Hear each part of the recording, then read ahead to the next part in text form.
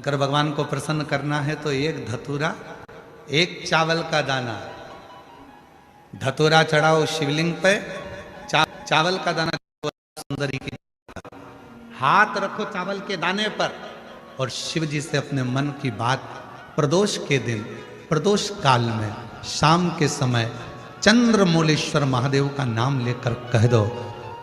3 महीना तो जाने दो, 3 दिन में वो बाबा मुराद पूर्ण करना प्रारंभ। बैसाख के महीने में प्रदोष के दिन का उपाय है। बैसाख के महीने की कोई भी प्रदोष, दोनों प्रदोष में से किसी भी प्रदोष में, प्रदोष के 1 दिन पहले रात्रि को मिट्टी के पात्र में 1 दुर्वा, केवल 1 दुर्वा और 1 चावल का दाना जमीन पर रखें, उसी के ऊपर मिट्टी के पात्र को रखें और उसी के अंदर जल भर दें। वही दुर्वा, वही चावल का दाना प्रदोष के दिन लेकर जाएं, शिव जी को समर्पित करें। मिट्टी के पात्र में जो जल है वो शिव जी को समर्पित करें, गंगेश्वर महादेव का नाम लेकर। वो दुर्वा भी उठाकर लेकर आए, चावल भी उठाकर लेकर आए, चढ़ा हुआ जल भी लेकर आए। चावल को अगर प्रदोष का व्रत करते हो तो ना खाएं, केवल दुर्वा खा लें, चावल को दूसरे दिन खाएं। अगर प्रदोष का व्रत नहीं करते हो तो चावल पहले खाएं, फिर दुर्वा खाएं और रात्रि को सोने से पहले वो जल थोड़ा सा आचमन करें। उसी जल को डब्बी में भरकर रख लें। 7 दिन तक उसी जल को थोड़ा थोड़ा आचमन करते रहें। आप सवेरे सवेरे उठोगे तो आपकी ये कमर का पूरा दर्द अपने आप धीरे धीरे धीरे धीरे समाप्त होते चले। शिव जी का नाम स्मरण रखिएगा। कौन से महादेव? जम के बोलो जरा, गंगेश्वर महादेव। बोल गंगेश्वर महादेव की जय। गंगेश्वर महादेव। जो ये बैसाख के महीने में अप्रैल को प्रदोष पड़ेगा, 1 लोटा जल घर का एक एक व्यक्ति, भले मंदिर में लाइन लगाना पड़े पर मंदिर में जाकर शंकर को समर्पित जरूर करना है। उस जल की महत्वता को समझना है। जो स्कंद पुराण में, शिव पुराण में, लिंग पुराण में, नर्मदा पुराण में, गरुड़ पुराण में, सारी पुराणों में जिसका व्याख्यान वर्णन किया गया, साधारण है। बैसाख की शिवरात्रि आ रही है, छोड़ना मती।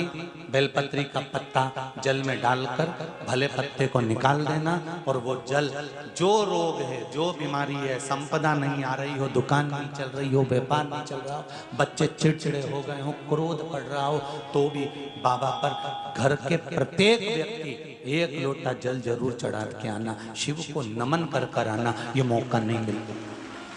चढ़ाओ। बुधवार के दिन त्रयोदशी तिथि पड़ रही है, प्रदोष बुधवार का पड़ रहा है।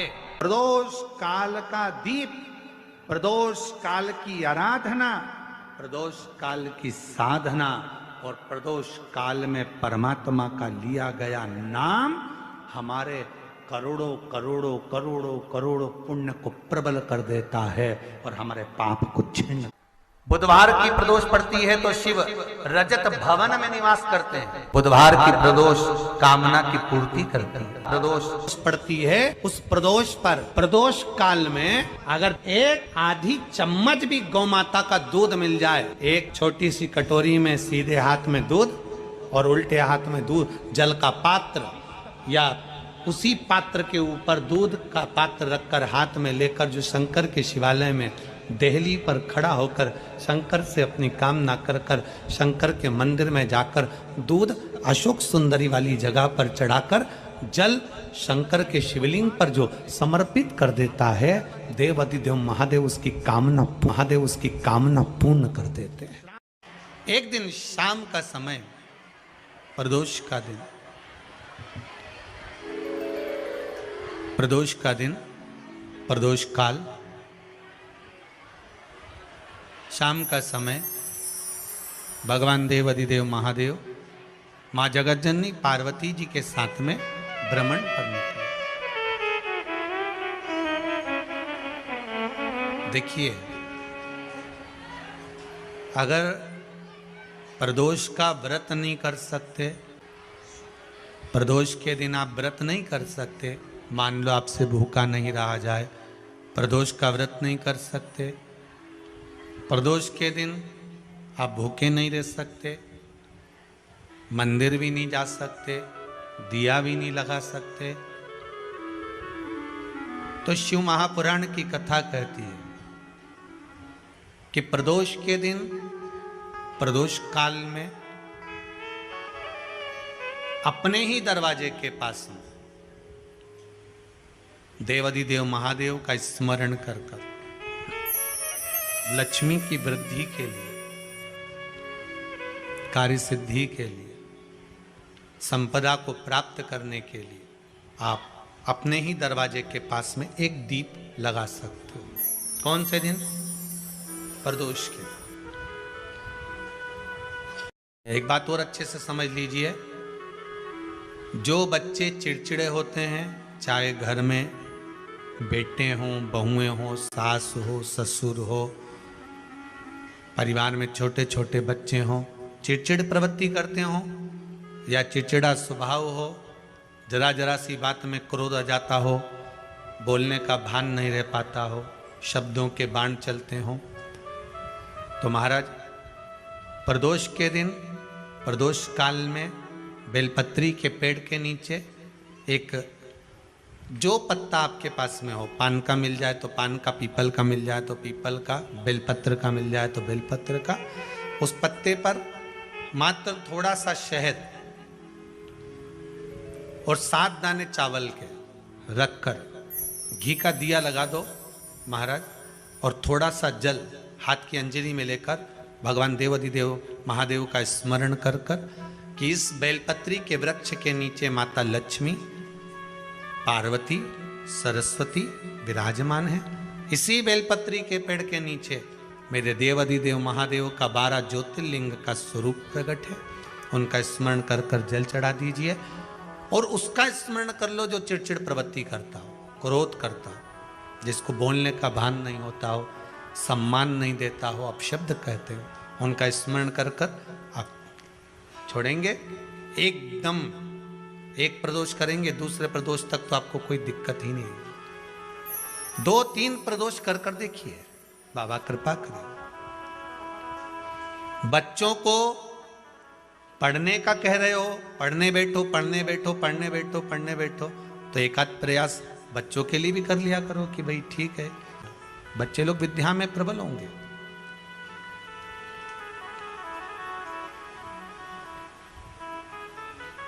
शिव उपासना का जो फल है वह 1000 गुना। पहले भी कथा में आज फिर कहते हैं, शिव मंदिर में जल बाद में चढ़ाना, शंकर के मंदिर में जाकर पंचामृत स्नान बाद में कराना, शंकर जी के मंदिर में जाकर पूजन बाद में करना, पहले थाली एक और रखकर शिव मंदिर में झाड़ू, पोछा या जो बेलपत्री, निर्माल्य जो भी रखा हो, उतरा हुआ सामान, उसको भरकर कहीं एक और जहां मंदिर वाले रखते हो वहां ले जाकर रख दो। झाड़ू पोछा एक बार जरूर।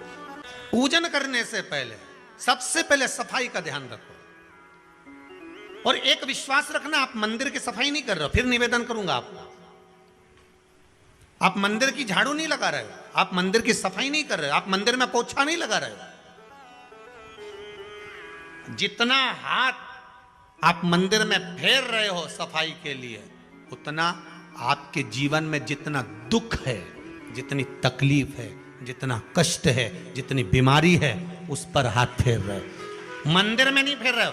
नहीं तो सारी दुनिया में जितने मंदिर हैं, सारे मंदिरों में ट्रस्टियों ने कुछ ना कुछ लगा के रखा है। स्वीपर आता है, साफ करके जाता है, ये आएगा सफाई कर कर जाएगा, पंडित जी होंगे तो बुआरी लगा देंगे, पंडित जी होंगे सफाई कर देंगे।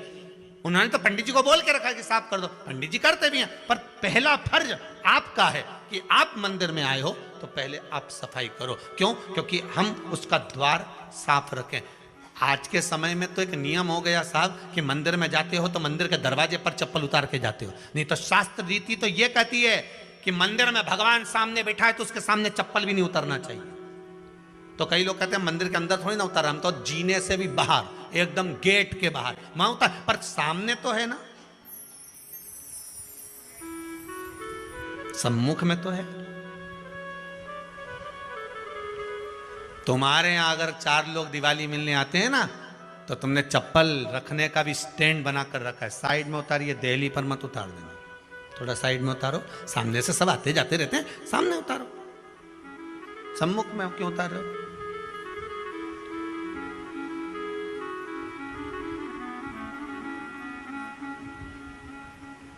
थोड़ा द्वार पे से दूर उतारिए।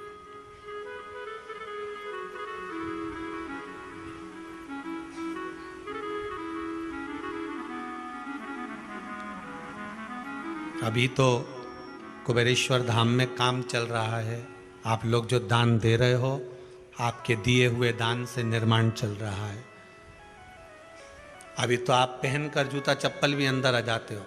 भले दूसरे मंदिरों में चप्पल पहनकर हमने देखा है, आधिकाधिक मंदिरों में, ब्रजभूमि पर भी बहुत मंदिरों में लोग अंदर जूता पहनकर चले जाते हैं, पर जब तक बाबा नहीं बैठा तब तक तो आप पहनकर आ रहे हो। जिस दिन बाबा कुबेरेश्वर धाम में आकर बैठ गया, उसके बाद वो दोनों गेट पर चप्पल बाहर ही रहेगी।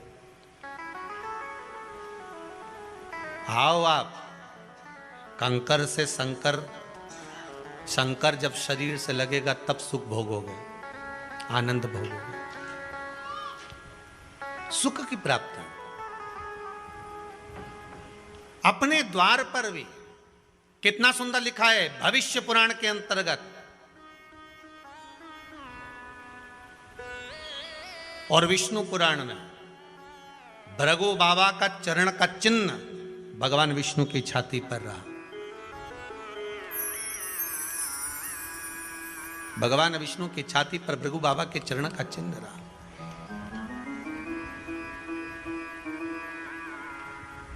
चरण का चिन्ह। अब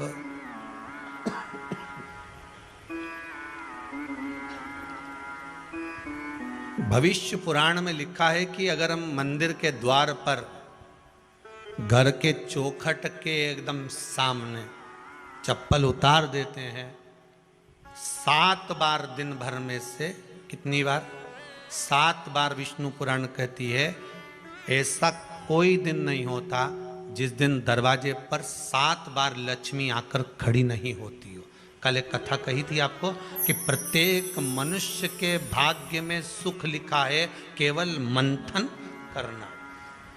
भविष्य पुराण कहती है 7 बार लक्ष्मी प्रत्येक मनुष्य के दरवाजे पर जाकर खड़ी होती है, पर द्वार पर चप्पल पड़ी होने के कारणवश वो लौट कर चली जाती है। बहुत ध्यान दीजिएगा महाराज, थोड़ा सा आपको बुरा लगेगा, लग जाए, पर शिव पुराण है, जीवन संवार देगी तो अच्छी बात है। जीवन संवार दे तो अच्छी बात है। मंदिर के द्वार पर हम जब चप्पल छोड़ते हैं, जिस मंदिर की चौखट पर चप्पल छोड़ी है, आप जितनी देर आराधना में लगे रहते हैं उतनी देर तक आपकी चप्पल पर जितने लोग लांग कर जाते हैं, जितने लोग लांग कर प्रवेश करते हैं, उसका भी दुख आपके भाग्य में आता चले जाता है। ध्यान दीजिएगा जरा। चप्पल का भविष्य पुराण में पढ़िएगा कभी कि पादुका का महत्व क्या है, पादुका किस ओर उतारना चाहिए, पादुका को कहाँ रखना चाहिए, किस जगह पर बुआरी झाड़ू को रखना चाहिए, किस जगह पर चलनी को रखना चाहिए, सुई उस सुई को जिस हाल में सब बैठते हैं उस हाल में क्यों रखा जाता है? सुई तो इतनी सी है, पर जिस हाल में सब बैठते हैं उस हाल में ना तो झाड़ू रखते हैं, उस हाल में ना चलनी रखते हैं। भैया क्यों नहीं रखते?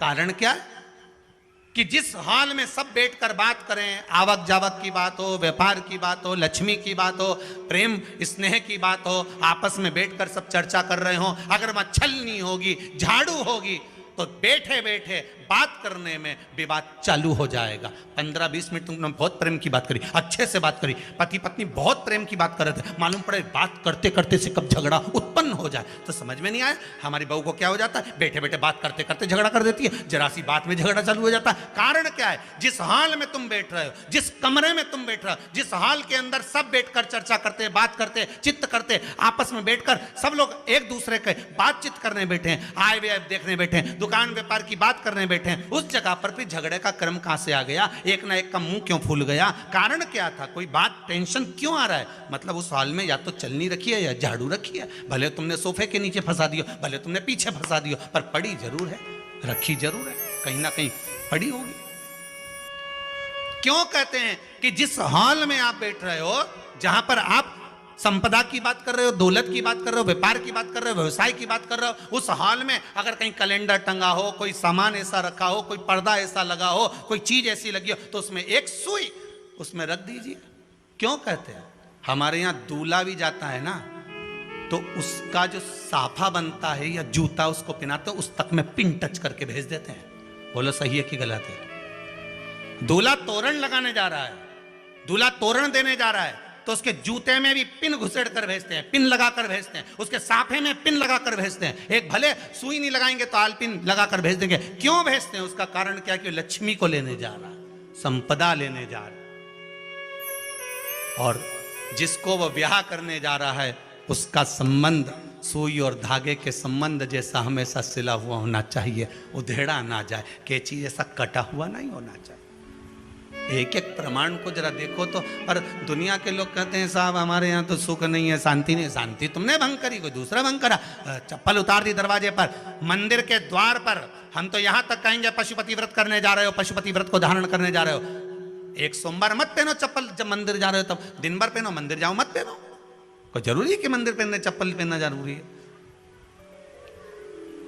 मत पहनो। मंदिर के द्वार पर जहां भगवान विराजे हैं उसके द्वार पर अगर आपने चप्पल उतारी है, आप तो अंदर चले गए। पर जितने लोग लांग रहे हैं उसका मालूम, उसका स्मरण कितना कितना गया। छाता, चप्पल, आसन, मांग का टीका, इसका भी वर्णन पहले कर चुके हैं कथाओं में, आप लोगों ने सुना होगा।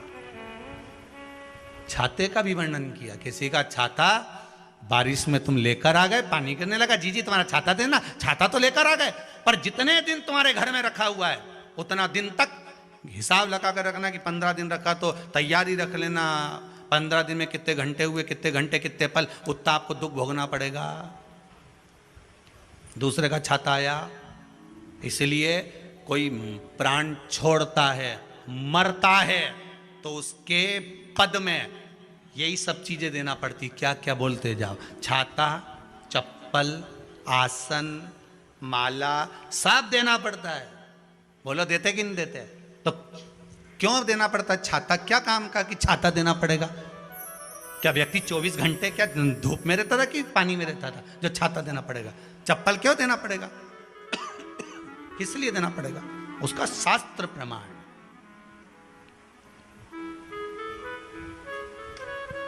जरा सा राजा परीक्षित ने जरासंध के मुकुट को सिर पे पहन लिया था और बुद्धि बदल गई थी। शमीक बाबा के गले में मरा हुआ सर्प डाल दिया था। सही है कि गलत है? केवल मांग का टीका अर्थात सिर पर मुकुट बदला और काम हो गया। बहुत ध्यान देना पड़ता है महाराज, बहुत ध्यान देना पड़ता है।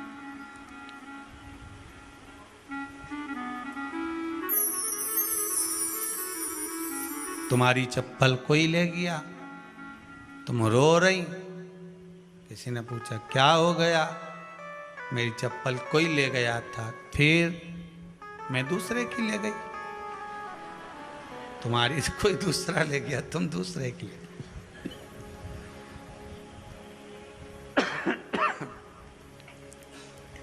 नहीं भाई,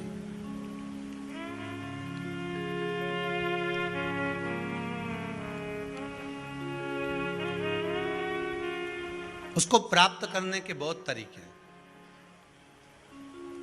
एक सत्य बात कहें, 7 बार लक्ष्मी प्रतिदिन मनुष्य का द्वार झांकने के लिए आती है। ऐसा कोई दिन नहीं जाता जिस दिन तुम्हारा भाग्य भगवान पलटने के लिए नहीं बैठा हो।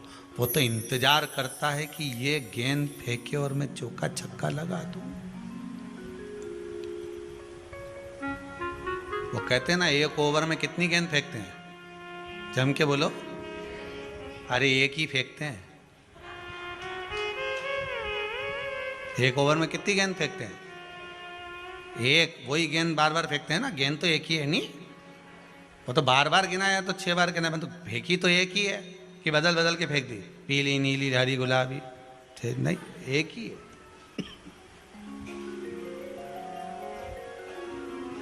बदल बदल कर आया, गेंद एक ही थी, फिर फेंका कि ये तो वाइट निकल गई, फिर फेंकी, गेंद वही है, गिनती में 6 जा रही है।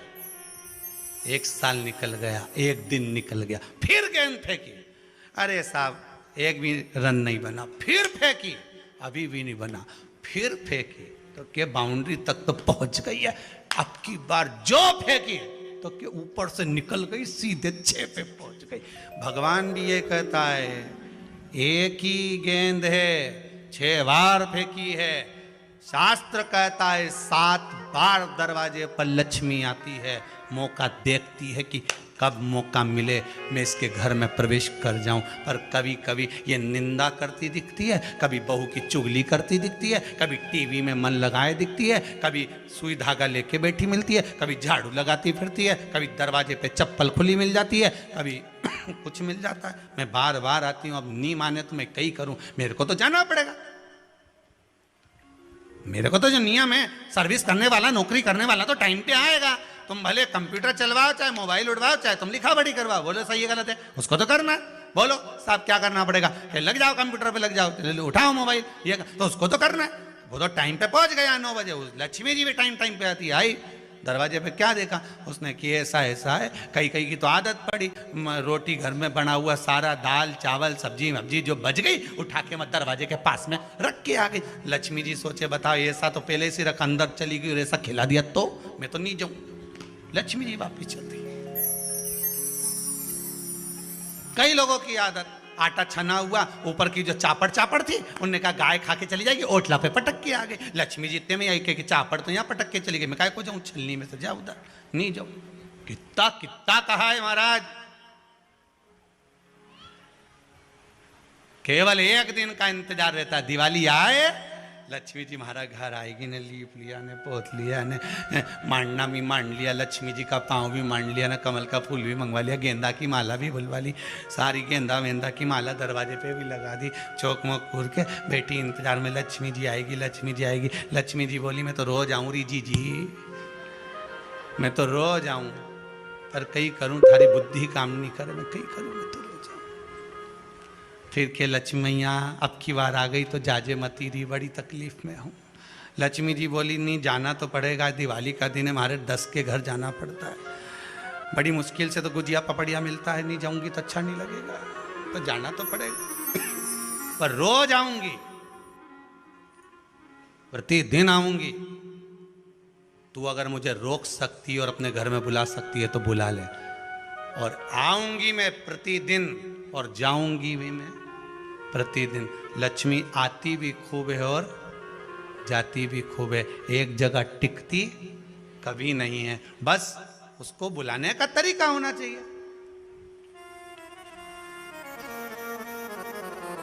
रोज भगवान चाहता है कि तेरा दिन फिर जाए।